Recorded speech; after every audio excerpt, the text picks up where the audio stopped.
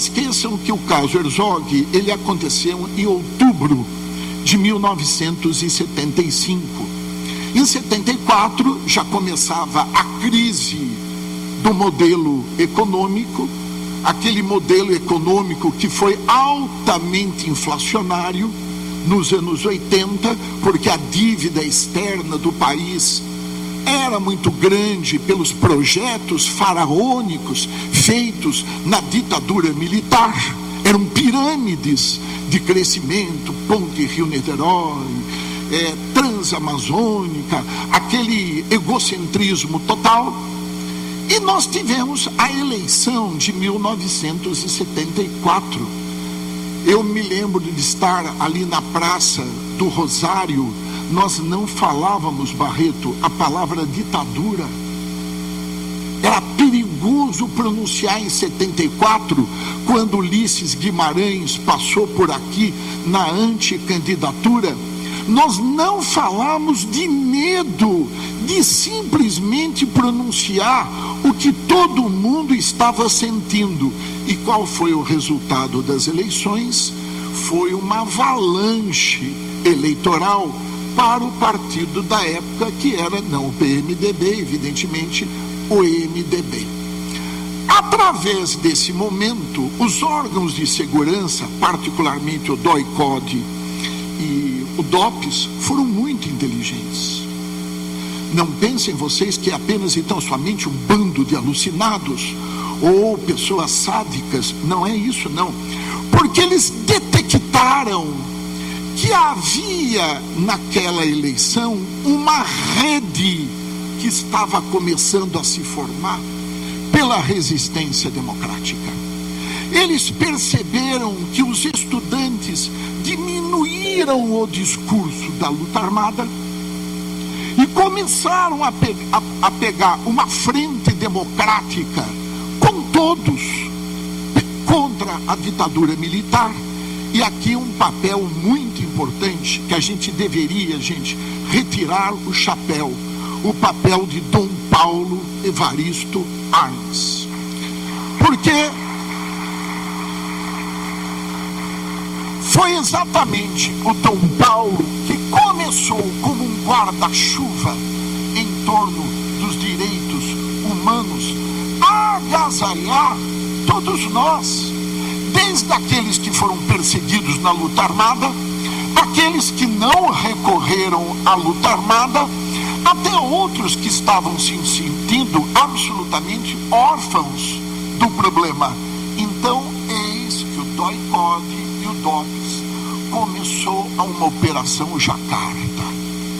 Essa operação Jacarta começou em janeiro, fevereiro de 1975, principalmente atingindo elementos do Partido Comunista Brasileiro.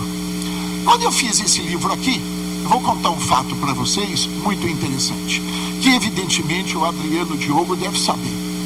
Foi preso uma pessoa chamada Marco Antônio Tavares Coelho, e ele me contou que ele estava evidentemente apanhando horrores dentro do DOI-CODE, quando chega uma reportagem da TV Globo, retira ele de dentro do cárcere, faz maquiagem, e ele não entendendo porque uma reportagem da Rede Globo estava se comportando daquela maneira. Faz uma maquiagem nele, põe uma camisa de manga comprida para que não aparecesse as mazelas que estavam no seu corpo, retira ele da Rua Tutóia, leva para os jardins do 2º Exército, filma e passa no Jornal Nacional. Estão dizendo que tem tortura no Brasil. Olha aí, você entendeu? O cara está saudável. Evidentemente, filmando de longe. Para que vocês saibam do seguinte: quando a gente fala em ditadura militar, é necessário dizer ditadura civil e militar. Porque empresas apoiaram esse regime nefasto. Tá? Então, todo o DOI-CODE, Aliás, quem está dizendo isso não sou eu, viu, gente? Quem disse isso foi Ernesto Geisel. O Ernesto Geisel, num livro publicado pela Fundação Getúlio Vargas, ele disse: Geisel, não foi eu, portanto vai entre aspas.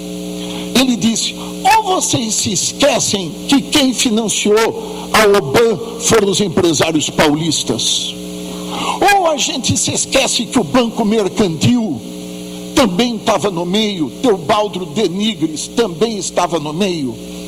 Então começou uma perseguição imensa.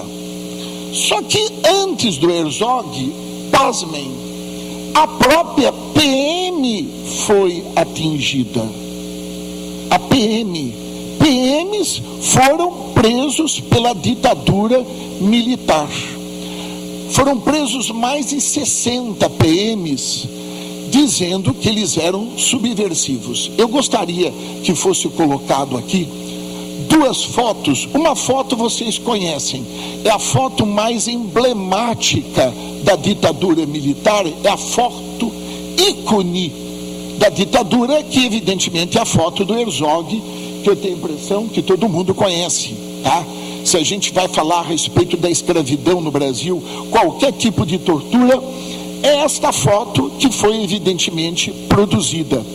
Mas eu gostaria de mostrar uma foto anterior ao Herzog. Portanto, uma foto de julho o Herzog, ele foi assassinado em outubro de 1975. Eu vou mostrar para vocês uma foto igualzinha do Herzog de julho de 1975, para vocês perceberem como essa foto foi produzida, como que tinha um modus operandi dos policiais mentirem no Brasil. É uma foto do tenente feito na mesma cela, que é a cela número 1, na mesma posição, com o mesmo cordão que não havia, porque o macacão não tinha cordão, tá? Com a mesma posição, para vocês perceberem como havia uma montagem disto. E para que vocês percebam como esta versão, você entendeu? Era uma coisa cotidiana. Uma terceira foto do Manuel Fiel Filho, aí evidentemente que ele não está dependurado na grade, mas vocês percebam também ali um cordão que era o mesmo tipo de... Foi suicídio pelo cordão na mesma cela, para vocês perceberem como é que havia uma indústria da manipulação dentro do Brasil. Quando se deu o fato, saibam vocês que isto foi num domingo, dia 25 de outubro de 1975. Eu vou contar um fato para vocês que também não tem sentido colocar isso no livro. Eu com meu irmão, que não era ainda juiz, tinha entrado na... Nós choramos muito. Choramos ali, em frente a Corneteiro Jesus. Choramos. Mal a gente sabia que esse processo, evidentemente, ia cair no colo dele. Uma outra figura que foi altamente interessante, Dom Paulo, foi a figura do presidente do Sindicato dos Jornalistas de São Paulo, que é o Audálio Dantas. E aí, olha como as coisas acontecem. Quando você pega, logo na morte do Herzog, o manifesto de repúdio dos jornalistas contra o assassinato, estava escrito a palavra cidadania, que é coração dos direitos humanos. E eu fiquei pensando como historiador, essa palavra cidadania não havia na minha época de juventude. Essa palavra cidadania não tinha no nosso vocabulário. Da onde surgiu essa palavra que hoje É uma palavra que, graças a Deus, está no nosso linguajar. Cheguei para o Audálio Dantas e perguntei: Audálio, você se lembra quem foi a pessoa que colocou a palavra cidadania numa repercussão social? Ele falou: não, Mário Sérgio, eu não sei quem foi. E eu disse para ele: foi você. Ele tomou um susto, porque naquele comunicado que você soltou de repúdio, é a primeira vez, depois de muito tempo, que a palavra ganhou uma repercussão social. Ganhou tal repercussão social essa palavra, que ela esteve presente no encontro ecumênico, 7 dias depois, na Praça da Sé, 31 de outubro de 1975, que foi o primeiro movimento de massa contra a ditadura militar depois das passeatas de 68. A morte do Herzog ainda precisa ser vista como momento de virada. Alguém poderia parar aqui e falar: não é bem assim, professor. Teve a morte do Alexandre Vanucchi Leme em 73, que também foi lá na Sé, mas não com a repercussão do Herzog. É verdade. Aquelas 8.000 pessoas em silêncio profundo, é uma grande fotografia, na Praça da Sé, representou um momento de virada. Os mais velhos se lembram daqui da Operação Gutenberg, feita pelo nefasto Erasmo Dias, que paralisou a cidade de São Paulo com inúmeros obstáculos, para que as pessoas não chegassem na Praça da Sé. E eles estavam esperando que nós fizéssemos uma explosão lá, porque seria justificativa. São subversivos, são terroristas, esse pessoal são desordeiros. Aquele momento foi o momento. Se vocês perguntarem para mim, qual foi o momento de virada, quando o vento começou a ficar a nosso favor? Foi o momento da morte do jornalista, que fez o seguinte, que até hoje não se deu a devida importância. Primeiro, o próprio governo tentou recuperar a sua imagem, iniciou um inquérito policial militar para dar satisfação à opinião pública na demissão do general Dávila Mello. Adriano, tem uma coisa interessante que o meu irmão disse, que eu acho que vocês poderiam resgatar. Quando o meu irmão deu a sentença, ele mandou abrir o inquérito policial militar. Isso antes da anistia. Muitos dizem que a anistia hoje tampou aquilo, só que aqui eu não sei falar corretamente, por um ato jurídico perfeito, você não pode modificar uma lei, desculpe-se tecnicamente, você não pode modificar uma lei anterior.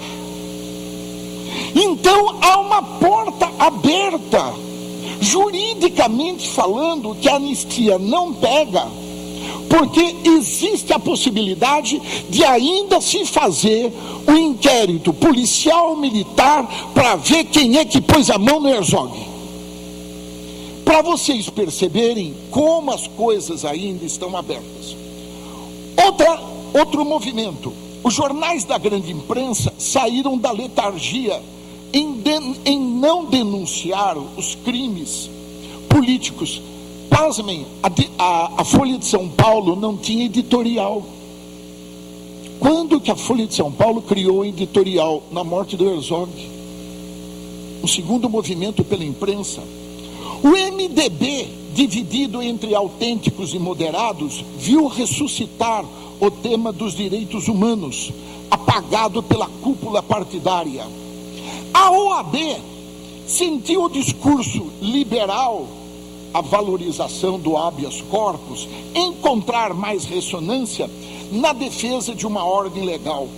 Os estudantes novamente se reagruparam na União Nacional dos Estudantes em 77, na Pontifícia Universidade Católica. Os sindicatos ficaram mais confiantes para começar a reivindicar melhores condições de vida. E mais tarde, a Justiça Federal mostrou a independência perante o Poder Executivo. Agora, mais importante que tudo, não se esqueçam do seguinte, que foi um pouco da minha tese. Quando o Herzog morreu, eu era estudante da USP, eu estava lá no meio do rolo. Eu não conhecia tanto o Herzog. Por que que teve repercussão? Por que que outros jornalistas que foram mortos não tiveram repercussão? E por que que o Herzog teve repercussão? Volto a dizer, ele era um sujeito conhecido, mas não porque haviam redes de resistência. Redes da periferia, criados pelo Dom Paulo Evaristo Arnes, que mais tarde deu ensejo às pastorais.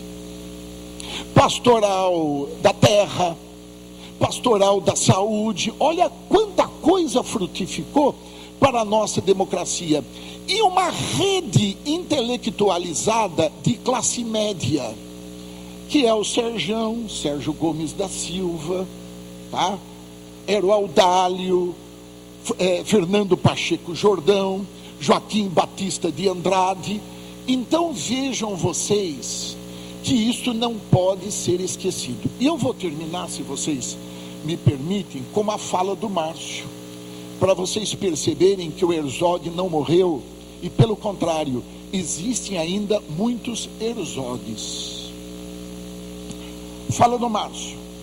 Mas o que me chama a atenção no caso Herzog, além do aspecto político contra as ditaduras, é o que eu consigo ver nesse tema. É fundamentalmente a questão carcerária que atualmente não se fala, que pouco se repercute. Quando nós temos milhares e milhares de Herzogs nas nossas penitenciárias, o preso, independentemente do crime que tenha cometido, é torturado diariamente. As torturas que o Herzog sofreu, de certa forma, continuam com os Herzogs anônimos. O que é uma cela mal cheirosa em que cabe 4 e onde entram 30 e 40 presos? É tortura da mais repugnante. É transformar o ser humano em animal. E eu vejo o caso Herzog, teve uma grande influência nacional, que naquela época era em cima do doicode. Mas não podemos esquecer, o preso no Brasil hoje é torturado. E eu não vejo maior repercussão nisso, nem juristas debruçados nisso. Não vejo uma reação da sociedade. Pelo contrário, com esses programas policiais, televisivos e radiofônicos da violência, querem realmente que os nossos criminosos sejam torturados. E isso vem de antes ainda do caso Herzog, e continuará se nós não tomarmos uma providência. Nós não podemos permitir tortura. Isso é indigno do ser humano. É isso.